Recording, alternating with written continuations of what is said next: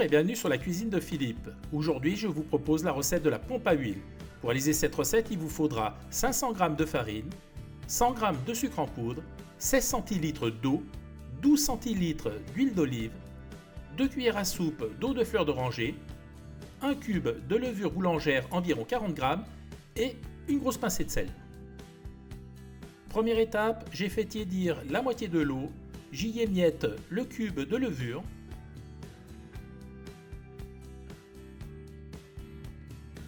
et à l'aide d'une fourchette ou d'un petit fouet, je la délaye. Ensuite, je réserve. Dans la cuve d'un rebot, j'ai mis la farine.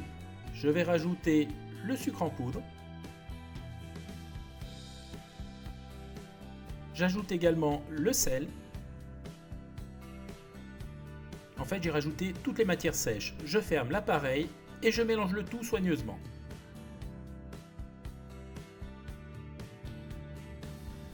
Lorsque c'est bien mélangé, je rajoute l'huile d'olive,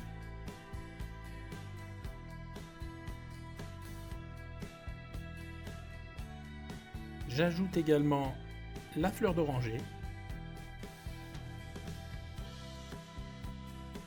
et je termine par la levure que j'ai rebattue légèrement. Maintenant, je mets en route le robot et je vais laisser tourner pendant quelques minutes à vitesse lente.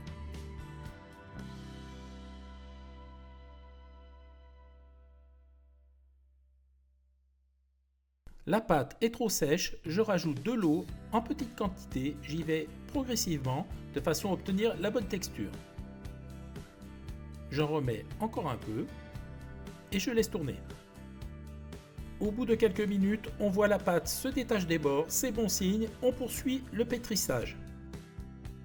Au bout d'environ 10 minutes de pétrissage, on a la bonne consistance, on arrête le robot, on voit on a une pâte bien élastique, on relève le crochet et on la débarrasse. A l'aide de la corne, je rassemble la pâte pour former une boule, je couvre le récipient avec un torchon et je vais laisser pousser pendant 2h30 dans un endroit tiède. Au bout de 2h30 de pousse, on voit la pâte a bien gonflé, elle a quasiment doublé de volume, on va la dégazer. Je débarrasse la pâte sur un plan de travail copieusement fariné. Donc je récupère ma pâte avec la corne. Voilà.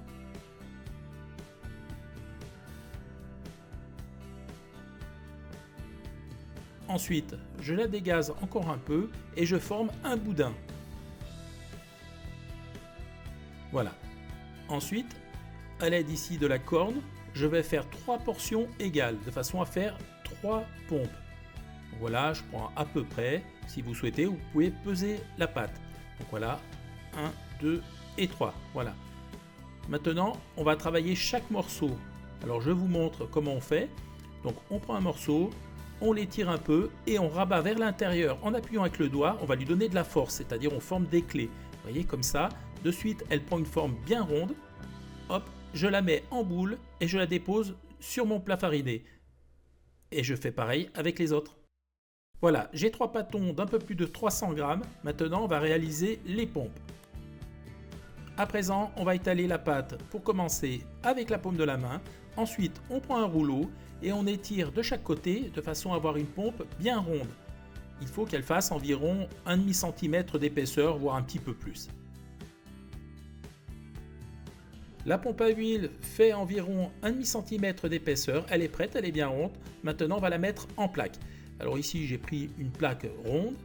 Je prends un pinceau avec un peu d'huile d'olive et je vais graisser tout le fond. Comme ça, on n'en met pas trop quand même, mais c'est juste pour faciliter le démoulage.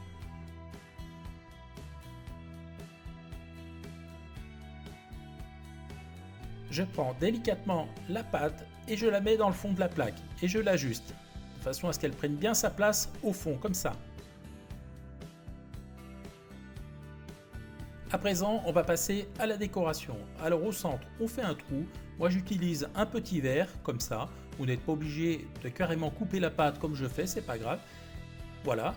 Et maintenant, je vais faire des incisions. Donc ici, je fais 4 incisions. J'ai appris comme ça, c'est bien. Vous pouvez en faire plus si vous voulez. Donc là, on fait une incision que l'on écarte soit avec la corne ou après avec le doigt comme ça. Il faut qu'elle soit bien profonde et bien large pour éviter au moment où la pâte va regonfler qu'elle se bouche. Et je fais comme ça, je fais les 4 points cardinaux.